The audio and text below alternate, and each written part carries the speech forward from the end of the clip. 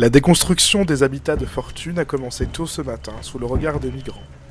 Cette bénévole nous explique comment s'est déroulée l'intervention. Une petite partie de la zone sud de la jungle est en train d'être démantelée. Ils sont arrivés vers 8h30, ils ont bouclé la jungle, interdiction de rentrer. On va dire qu'il n'y a pas de violence, mais il y a de la force. Pas de doute, vous voyez, regardez-moi ça. Les forces de l'ordre nombreuses ont pour rôle de faciliter l'intervention des ouvriers et des agents sociaux, comme l'explique la préfecture. On veut vraiment que chaque migrant puisse être rencontré par les maraudes, à chaque fois qu'on puisse lui proposer une place en centre d'accueil provisoire, dans les centres d'accueil d'orientation partout en France. Mais dans l'après-midi, les CRS sont forcés d'intervenir face à des mouvements de contestation.